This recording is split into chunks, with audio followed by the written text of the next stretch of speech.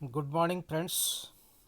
आज हम BSc part first में फिजिक्स फर्स्ट के यूनिट थर्ड में जो इलास्टिसिटी वाला चैप्टर है उसमें एक इम्पॉर्टेंट टॉपिक डिस्कस करेंगे और वह है टॉर्सन ऑफ ए सिलेंडर, यानी एक बेलन का ऐंठन।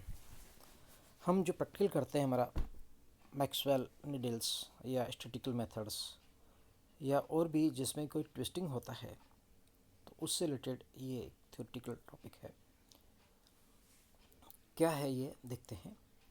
यदि किसी बेलन या तार को जिसका एक सिरा हम फिक्स कर दें, दृढ़ कसा हुआ हो, तो तब इसके दूसरे सिरे पर उसकी एक्स के प्रति जो वर्टिकल लाइन्स आई हमारी उसके प्रति स्पर्शी बल आघूर्ण लगा दिया जाए तो ये थीटा कोण से ऐंठा जा सकता है। It can be twist by the angle theta, that it will be deform, तो ये अपरूपित हो जाता है। संतुलन की अवस्था में ऐंठन बल युग्म के बराबर विपरीत प्रत्यानयन बल युग्म उत्पन्न हो जाता है और दोनों बैलेंस हो जाते हैं। ऊपर वाला पॉइंट जैसे हमने कहा कि ओ पॉइंट फिर ही हमारा ओडेस के बाहर की जो स्पर्श रेखा है उस पर हमने एक ट्विस्ट लगाया, इसको हम घुमाते हैं तो जैसे हम छोड़ते हैं वापस अपने ओरिजिनल पोजीशन गेन कर लेता है, यानी ये विपरीत प्रत्यानयन बल युक्त हो जाता है। ये इसका इलास्टिसिटी का गुण होता है। अब इसकी कैलकुलेशन करने के लिए माना कि तार की लंबाई एल है, त्रिज्या आर है, इसके ऊपरी सिरे को ऐंठ कर उस पर ऐंठन बल युग्म लगाया जाता है, उसको फिक्स करके नीचे वाले को ऐंठा जाता है। माना कि एक पृष्ठ ओ डैश ए बी है जो ऐंठन के पूर्व ए बी स्थिति में था और छड़ की एक्स की ओ डैश के समांतर था, परंतु छड़ के ऐंठन पे बी बिंदु स्थापित होकर बी डैश में चला जाता है। जैसे फिगर में समझिए, ऊपर वाला पॉइंट फिक्स है, नीचे वाला घूमता है। नीचे वाले में से एरो बना रखा हमने, तो ये जो बी पॉइंट था पहले मान लो इसके बाहर की निशान लगा दें हम सिलेंडर के ऊपर ए बी, तो जो ऊपर वाला पॉइंट तो फिक्स रहेगा, नीचे वाले जो बी है वो शिफ्ट होकर बी डैश पे आ जाता है क्योंकि ट्विस्ट हो जाता है।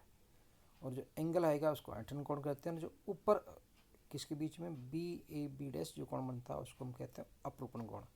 तो इतना इसका अपरूपित हो गया। So we can say pi is called the अपरूपण कोण। बेलन की त्रिज्या ओ से आर तक अनेक बेलनाकार कोषों को मिलकर बना हुआ बना सकता है। इसको कैलकुलेशन करने के लिए बहुत सारे सिलेंड्रिकल इसमें वो बना लेते हैं, अपने सेल्स बना लेते हैं। भिन्न भिन्न कोषों के लिए भिन्न भिन्न अपरूपण होगा। सबसे हाईएस्ट कौन सा होगा, बाहर वाला होगा। सबसे कम कौन सा होगा, अंदर वाला होगा। सबसे भारी सतह ए बी सी डी के पर ये ए बी सी डी को यदि फैलाया जाता है तो इसकी भुजाएं 2πr व एल हो जाएगी।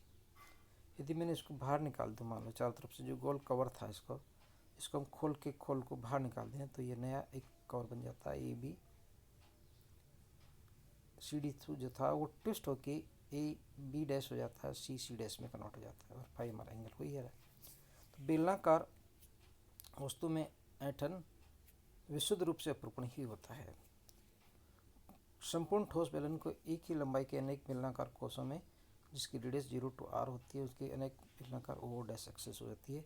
माना कि एक कोष जिसकी त्रिज्या x है और लंबाई इसकी मोटाई dx है, आगे फिगर में समझाया हमने। अपरूपण कोण फाई हो जाता है और इसके लिए थीटा जो ऐंठन कोण है नीचे जो जमीन पे आ रहा है बॉटम पे वो तो हमने थीटा माना है, और जो ऊपर से वर्टिकल एंगल आ रहा है वो फाई मानते हैं। और ये एक्सिस की मोटाई है और डी इसकी थिकनेस मान सकते हैं, इसको मतलब एक सिलेंडर माना हमने, कॉस मान लिया। सो इस बी बी डैश को हम दो फॉर्म लिख सकते हैं, एक ऐंठन कोण के फॉर्म में और एक हमारा अपरूपण कोण के फॉर्म में। तो देखिए बी बी डैश को यदि हम वर्टिकल लाइन्स पर लिखते हैं तो एल फाई लिखा जाएगा, means o dash b into theta एक आ जाएगा और दूसरा आएगा एल फाई आ जाएगा, एक आएगा एक्स थीटा, एक्स क्योंकि त्रिज्या है इसकी। So the phi equal to x theta by the l हो जाएगा, means phi directly proportional of the x. जितना ज़्यादा एक्स होगा उतना ज़्यादा अपरूपण होगा। सबसे ज़्यादा अपरूपण किसका होगा, बाहर वाला होगा। सबसे भारी सतह पर अधिकतम अपरूपण आंतरिक सतह में सबसे कम होगा। Now we can calculate something more. अपरूपण प्रत्यास्थ गुणांक ईटा इक्वल लिख सकते हैं अपरूपण प्रतिबल बाई अपरूपण विकृति, और हमने अपरूपण विकृति अभी निकाली है, दैट इज द फाई। सो अपरूपण प्रतिबल हो जाएगा ईटा इंटू दी अपरूपण विकृति एन फाई हो जाएगा। फाई की जगह हम सब्स्टिट्यूट कर दें x theta by the L. So this gives अपरूपण प्रतिबल शीयरिंग स्ट्रेस देता है। अभी एरिया चाहिए हमें, बेलनाकार कोष के आधार का क्षेत्रफल कितना होगा, 2πx into D x. 2πx इसकी तो चारों तरफ कवर हो जाएगा, डी एक्स इसकी मोटे हो जाएगी। इस तल पर कुल स्पर्शी बल कितना लगाया हमने, F इंटू प्रतिबल इंटू द क्षेत्रफल. सो this gives an eta x theta by the L2 pi x d x. बेलन की एक्स और ओ डैश के सापेक्ष स्पर्श बल का गुण निकाल देते. D two equal to n x theta 2 pi x d x into the x. गुण हमने एक्स को मल्टीप्लाई कर देते हैं 4 से. So the d two equal to देगा 2 pi eta theta l x cube by d x. और यदि थीटा कोण से लंबाई एल, एक्स त्रिज्या है, डी एक्स मोटाई के बेलनाकार कोस को एंटन के लिए आवश्यक बल युग्म निकालना चाहते हैं टोटल, तो इक्वेशन आर के लिए बेलन को एंटन के लिए आवश्यक त्रिज्या x equal to 0 to x equal to r तक एक्सटेंड कर देते हैं इसको. मतलब पूरी यदि ट्विस्ट करना चाहते हैं तार को बेलन को, तो कुल एंटन बल युग्म आ जाता है टो इक्वल टू 0 टू आर 2 पाई n theta l by x cube into the d x. X cube का इंटीग्रेशन आएगा और लिमिट डाल देते हैं तो r4/4 हो जाता है. So this gives the formula tau equal to eta pi r4 theta by the 12.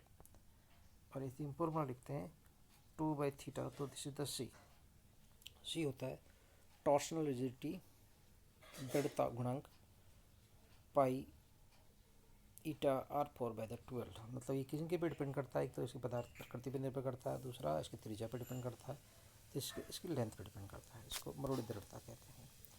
ठोस बेलन को थीटा कोण से एंटन के लिए किया गया कार्य W equal to 0 to theta tau into d theta. कहाँ से फॉर्मूला किया गया कार्य लिखते हैं बल गुणा विस्थापन. ये तो लीनियर में हो जाता है.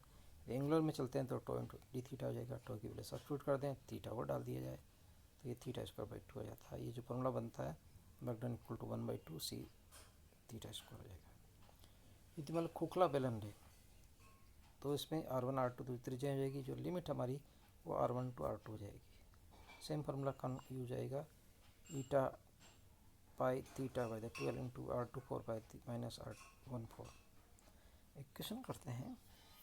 एक खोखली शाफ्ट अपने ही समान द्रव्यमान वाली ठोस शाफ्ट से अधिक मजबूत होती है. क्यों होती है, स्पष्ट कीजिए.